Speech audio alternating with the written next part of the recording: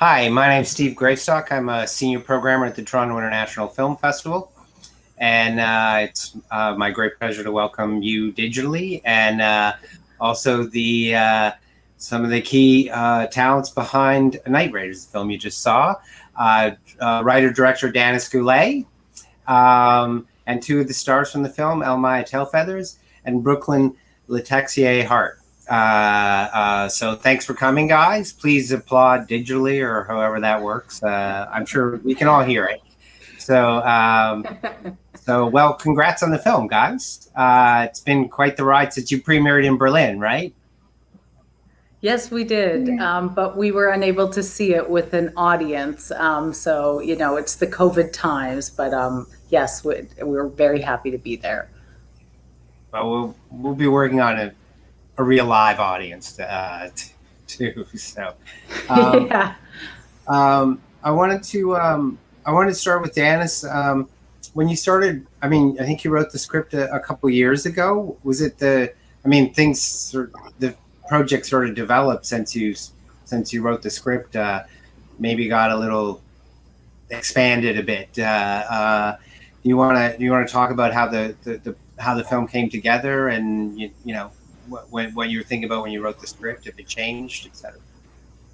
Yeah, I started writing it back in 2013, and around that time there was I was making a short film called Wakening, which was my first foray into kind of genre filmmaking.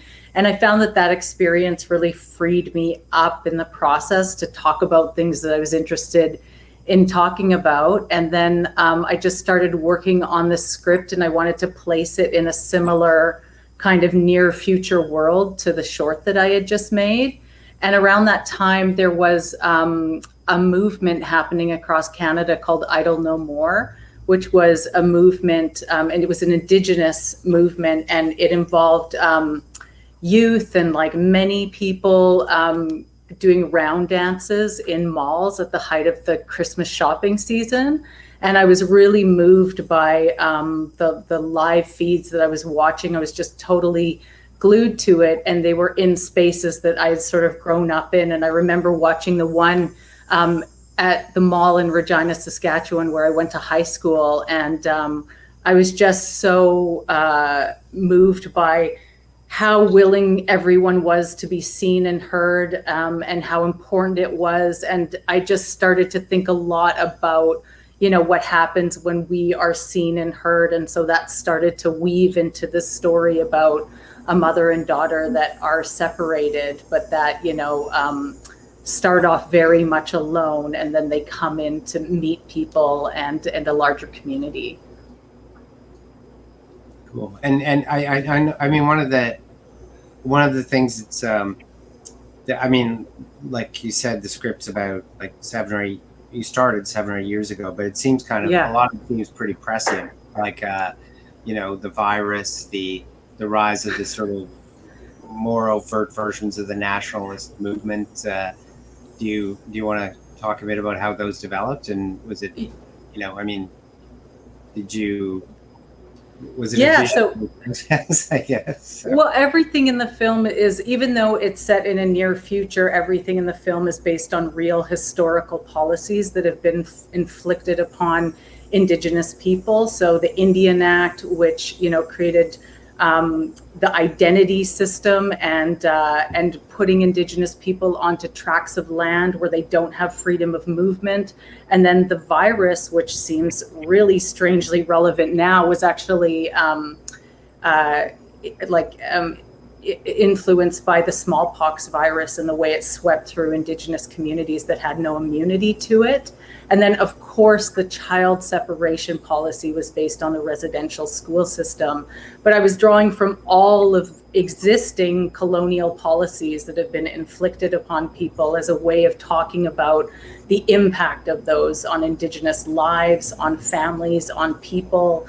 And I just wanted to tell that in a really intimate story, but somehow going into the future, offered up a freedom of a way to talk about it, and also what I felt was a fresh entry point into all of these topics that I wanted to talk about.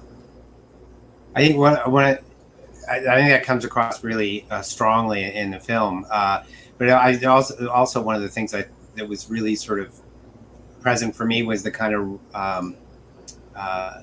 those almost like seem random sort of shifts, like in terms of the policy, like when the mother and daughter in the trailer, and then suddenly they have to leave for no, they've just been like it, it has a real impact because it just seems to happen. They're the mother in particular is conscious of what could happen, but it just seems, especially I think for the daughter, seems very random and sort of kind of out of nowhere. It's not the world they thought they were living in, and then it sort of shifts. Yeah, and I think I also was really interested in challenging the narrative of Canada, which is that we are this polite country that was founded nicely when we're in a time where communities are engaging in a process of uncovering, mass uncovered graves of thousands of Indigenous children at residential schools across Canada. So that is a very painful and horrible thing to look at, but it's so important that we contend with that. And I think, when we say how oppressive colonization has been to Indigenous people, and that it was a project of genocide to wipe us out, to move us out of the way for progress and land and resources, I think there's some cynicism about that, where it's like, oh, that wasn't so bad or whatever. And so in a fictional world, you can create, the oppression in a way that is very real for Indigenous lives and people, but it opens it up in a new way so that, it challenges that cynicism to say it is that bad. That is what we experience. And hopefully it leads to better understanding of what that's like. I wanted to, I did want to ask about the, there's been a whole, there's a real rise in Indigenous filmmakers doing genre work. Do you feel part of that, like people like Jeff Barnaby, Slashback, which is I think being finished now? Do you feel a part of that? Do you feel it's kind of is it just sort of people working individually, or do you feel there's a sort of movement to do more work like this, or do you feel a community that way? Oh no, those filmmakers are incredibly inspiring to me, and of course I've been following both of them, and Jeff since his early shorts, from his very first one, and I would say the Indigenous film community is the ground that I stand on in terms of what, the community that I keep going back to, apart from my home and my base and back in Saskatchewan, it's coming into this film community that I first met through the Imaginative Film and Media Arts Festival back in the early 2000s, was like, world changing for me. And it really opened up possibilities, and it's where I go for support, for inspiration, for that sense of community, and it's been just absolutely essential in like my personal growth as a filmmaker. And the move into genre that some filmmakers are doing is really exciting. I think it's going to open up even more, and I think that there are many different modes that Indigenous filmmakers can work in. And Elle-Máijá herself is a celebrated director as well as an actor, and she's been an inspiration to me as well.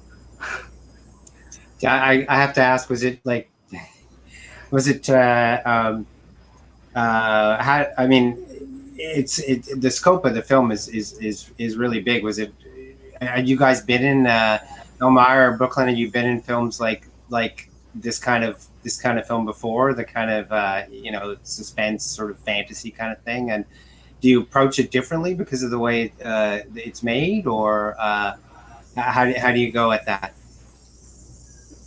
Elle-Máijá, do you want to start? Sure. Well, before Night Raiders, I had done Blood Quantum with Jeff Barnaby. Right, of course. So that was kind of my first foray into genre filmmaking. But I'd never really been in a film of this scale before. It was so incredible to watch Danis work. Like she said, the Indigenous film community is very supportive, and it is very much a community. And so I owe so much of my filmmaking career and the work that I've done to people like Danis, who supported me early on. But yeah, I'd never been in a film of that sort of scale before, so it was such an incredible experience to watch Danis work, to see this Indigenous woman just like calling the shots and having control of this like massive set, with all of the special effects and the stunts and everything. And it was such an incredible environment as well, because it was a Canadian New Zealand co-production. And so we had all of these Maori folks working in different departments on set with us, and it was a really, really beautiful feeling to know that there was this like global Indigenous film community that was working together to tell a really important story that I think is universal for a lot of, well, for all Indigenous people. Brooklyn, do you want to? I think being a new actor, I never got to experience this kind of genre, I guess, but I'm so grateful that I was given this experience, and I'm excited. Was it cool to work with the drones or take them out? Yes. It's really fun. Was there a lot of was stuff in the shot? Was it all green screen or like put in afterwards, or? Some of it was, I think. We had a couple practical drones, like the one on the ground at the beginning and then the one that the kids find. But the ones all at the end were not real. So it was Brooklyn just staring out into space, trying not to be blinded by the blazing sun, which was actually a real challenge. And we had to take some breaks. But yeah, no, everyone did such an amazing job imagining things that were not there. Yeah, that was definitely a challenge of shooting on the hill. It was a great piece of work because you didn't look blinded at all. So, Thank you. Danis, you talked a lot about. You talked before about how you wanted to you feel that it's better to sort of combine CGI and actual, like integrate that into an actual location. Do you want to talk a bit about how you did that this with Night Raiders? I know you guys. I mean, you guys probably know Ontario better than most Ontarians at this point because you were all over the place, right? Paul Barkin, your producer told me you were in St. Thomas and Hamilton and up north for the boreal forest. Anyway, if you could just talk about how your philosophy behind integrating those kind of aspects. Yeah, so we did kind of go all over the place, and we had really different locations, and we had to find a lot of things, but it was always sort of a creative philosophy that we would try to find the location that we were looking for and then build onto it with VFX. So I'm sometimes a little bit of a VFX skeptic, like if you're starting from scratch and you don't have like the real tactile thing in front of you. I really love to, I think locations give a lot. And so, for example, the wall that we see is at an industrial yard in Hamilton, as it would be. But it was really important to me that we actually feel the weight and the presence of these things physically as much as possible. And then we ended up doing VFX with Park Road Post down in New Zealand because it was a co-production. And we were actually in lockdown when we did that process. But New Zealand life was going on as per normal down there. So they did an incredible job. And I just always said to them that I wanted just to, create this grounded feeling of realism and then expand off of there. And the creative director at Park Rose was just incredible to work with. And they're just like so world-class and amazing. We felt so lucky to be there. Cool. I imagine it must make it easier for you guys acting to actually have real locations than, staring into the sun or whatever. Yeah. I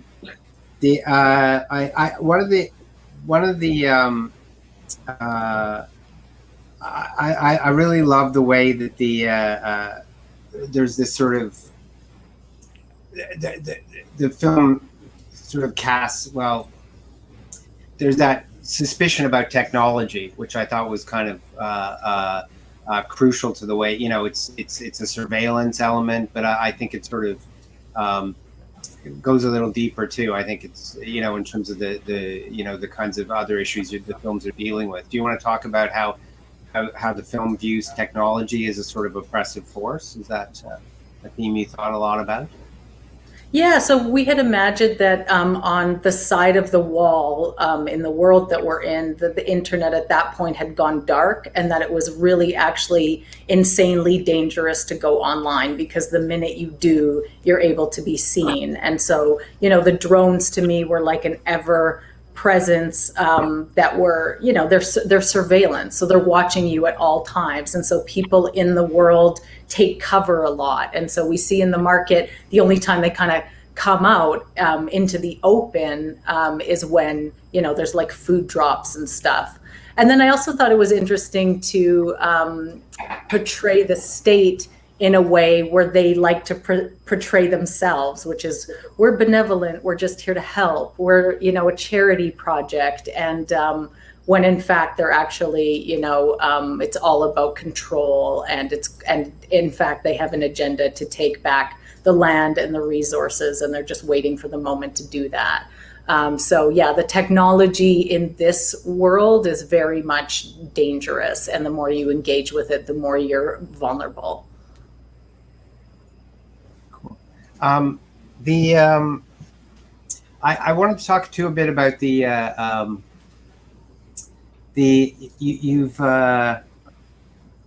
you mentioned I think when you were at Berlin about how you felt that the younger generation was a younger Indigenous generation was they were less concerned with sort of resilience as a sensibility or mindset or survival, and resilience but they wanted, and they were pursuing a different, more sort of expansive goal, like, you know, living on their own terms. Do you want to talk a bit about that and how it relates to the film?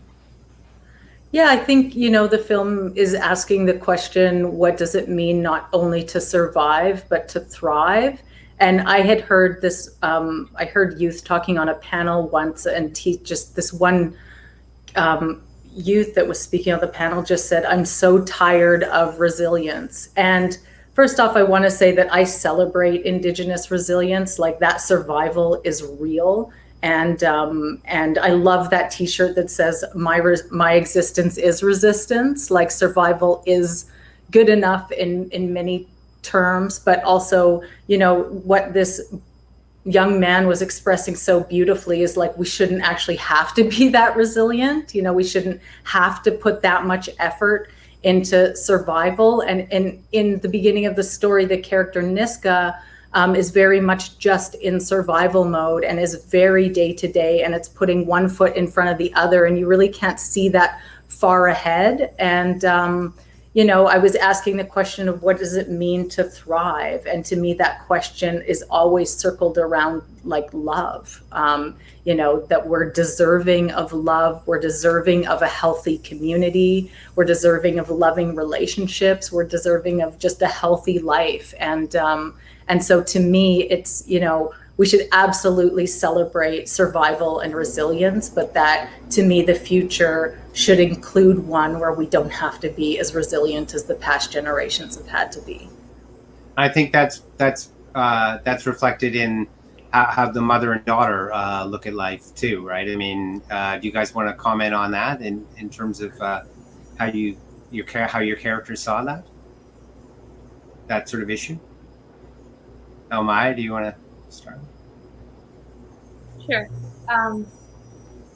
Yeah, it was such an honor to play Niska, because she was I don't know, she's so many Indigenous women that I know, and her strength is the love that she has for her daughter, and that was what sort of guided me through the entire process of working from a place of love and working from a place of hope. It can be such a dark story, but I found that working from a place of love and consistently thinking about my own mother and my own grandmother and my ancestors and everything that they did for me to be where I am today. It's sort of like my guiding light in terms of how I worked as an actor and how I related to the story and to the character of Niska. She's been through so much, but she's still so immensely and deeply guided by her love for her daughter, and it's so beautiful. Yeah. Brooklyn, do you want to add? I feel like in the process of filming, I really came from a place of using my imagination in many different ways, and I was just really creative, I guess, like creative feeling, and I don't know. I just filming felt amazing to just be able to imagine anything and feel it, come true. Cool. Yeah, I just want to say we were blown away when we found Brooklyn in Winnipeg. We were working with partners out in Winnipeg, and thanks to them, we found Brooklyn. And it was really just, as soon as we saw her, I just got so excited because I just felt like she was it. And the character Waseese is she has an openness and she does have a big imagination. So all of the things that Brooklyn employed to bring her to life are just so beautiful to see and to witness and to be a part of. Thank you. Great job. Well, great job. Film's amazing. Thank you guys for bringing it to us. Thanks for making it. And we look forward to presenting it in person. Thanks again. Congrats. Yeah, thank you, Steve, and big thanks to the festival for giving us this platform. We're just so grateful to be at Tiff, the hometown festival, but also just to be here screening the film in Canada, where I really meant and intended for it to be seen. We're just really very honored, and so we thank you all for having us. Cool.